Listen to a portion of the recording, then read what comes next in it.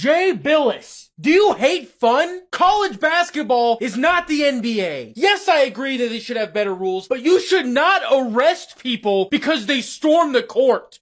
If you want to take the fan passion out, sure, let's have a lower quality NBA basketball game where the players aren't as good and things aren't as polished, and then take out the only thing that brings college basketball up to a similar level of enjoyment for a lot of people in America that give you a job by watching you on ESPN, and take away the fan interaction and stuff. It just gets me gassed a little bit because I just think, yes, I'm not even going to call it a problem, but do you want student athletes getting hurt because stupid drunk people are running on the court? No, that's absolutely not what I'm trying to say. But do I think that we need to abolish court storming and put people in jail? That's craziness. Yeah, that's put crazy. People in jail part for sure. My question on this is, like, what I've been confused about, I haven't looked into it too deep, so I might be totally wrong. I'm confused by the whole proposal in and of itself of banning court storming, because isn't that already not allowed? You can't really stop it once people all decide to storm the court. It's banning as in like making the punishment so aggressive for the school and or people that do it, it essentially just disappears. Like one of them, for every court storm, the school would be fined $1 million.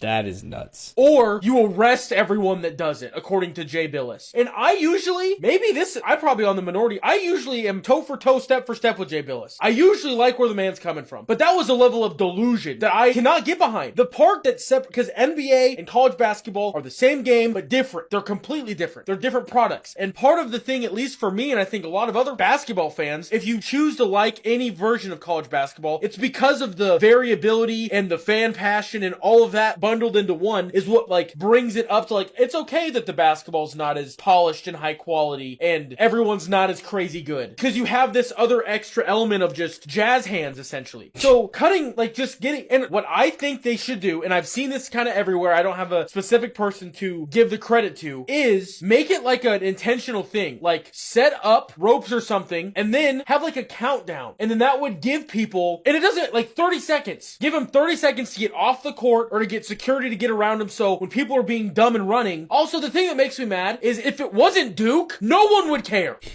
If it wasn't a Duke person. And also, one of the better players. Yeah, it could have been any of the guys that made the huddle around Filipowski. Yeah. And everyone would have just been like, that's unfortunate. Also, both of them flopped. Him and Caitlin Clark both flopped. Filipowski sold it a lot better than Clark did where she was walking away wounded. But I, in my heart of hearts, believe that man flopped. So is he hurt though? No.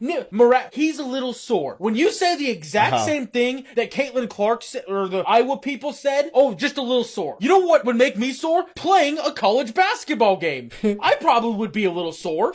And I get that, like, it is bad. Objectively, it is bad that the stupid drunk idiot, I'm saying they're drunk, probably are. They just ran into someone that's like entire livelihood is keeping their body in shape and going to be playing in the NBA in months. Mm-hmm. But that means that we have to remove, like, court storming itself isn't the heart and soul of college basketball, but it's like that, like, I don't know. It just would be taking away an essence, a piece of it. And you'd be like, and whatever. People have already yelled at me and said, you just don't like it because your team never gets stormed on. Yeah, so? We're the Stormers. That doesn't bug me. Yeah, we're bad. If you look up a graphic, longest droughts in NCAA tournament wins, men's basketball. You know what's next to Nebraska? It's not a year. It says the word never. I'm aware. You don't need to bring it up. Yeah. We're a poverty program. We're on our way up, though. Anyway, I got a little bit unhinged on that one. I just think, to me, that's like the same thing as like, we had some players slip on confetti. No more confetti when you win the finals.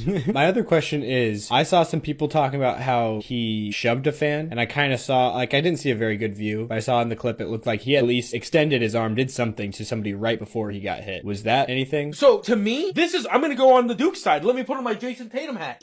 I think that if there was a mob of people running at you, my instinct would probably be to be like, get away from me. Like, yeah, the way he did it looked a little like he was just pissed and wanted to hurt somebody, though. Very true, but I was trying to give him the benefit of the doubt of like, maybe it was like, because I don't know how it would react with like literally a wave of people running and I'm in the way and no way to get out. Yeah. I don't know what I would do. I also kind of see the like, he definitely was like, I don't want to be here and then reacted, but benefit of the doubt, maybe it was just like I don't want to say scared reaction, but just like a gut reaction to like shove. He looked like he just kind of like, at least from my memory, I guess I haven't looked at the clip too many times, but he was just kind of like walking and without even looking, he just kind of like put his forearm forearm out and just wanted to hit the person that was about to run past him without like really looking around or anything like that, you know? It was just kind of like bam. But I might be wrong. No, you're definitely right, but I also want to... Did you just watch the clip? I just watched it okay, again. Cool. Slow-mo makes, like, most of the time, slow-mo, I think, gives us the right answer, but then slow-mo also can, like, portray a different story. Yeah. It's like inflection in someone's voice. If it's in slow-mo, it can feel a lot different. Because you watch it in live, it looks like he, like, almost stumbled on nothing and then hit the person. But then, like, in full motion, or in slow-mo, it looks like he, like, it's weird. Yeah. Because it looks like the first elbow thing, he, like, stumbles. It's a weird deal. I think it's just dumb. No, we should not get rid of court storming or field storming or anything. That's fair. The other thing is, it wasn't a buzzer beater. Duke knew they lost. They knew it was coming. Get off. Have some urgency. Not like to be a jerk, but like... They didn't need to really be on the court at the final buzzer. He could have... The other thing, you could have walked to the other side of the court and walked around. Got out of the way. But this dude just slow-mo walked through the whole center. Because also, if you think about it, he's pretty much right on midcourt. Yeah. He probably knew... See, I flipped to the other side already. Flipped on to the other side. Sorry, that was terrible. Filipowski to the other side. He saw them coming. He had an entire half court. Over half court. He knew it was coming. Yeah, I'm definitely not on his team anymore. But apparently, it was just an ESPN person that proposed the $1 million school fine for court storming.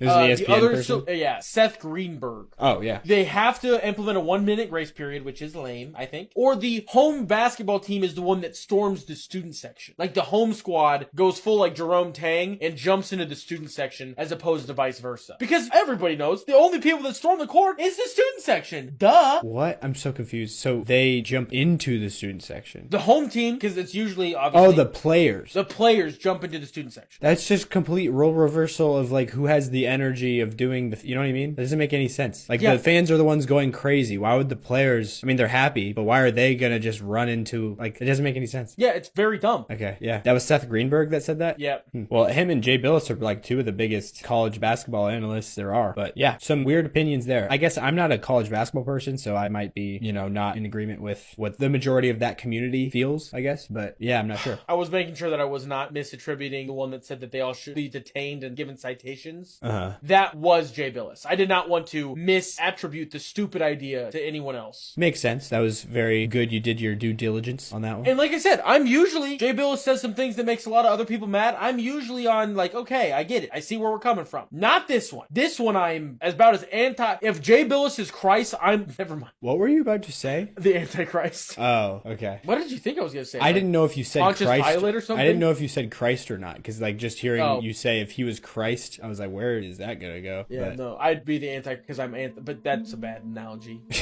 Borderline blasphemous, probably. Anyway, NBA news.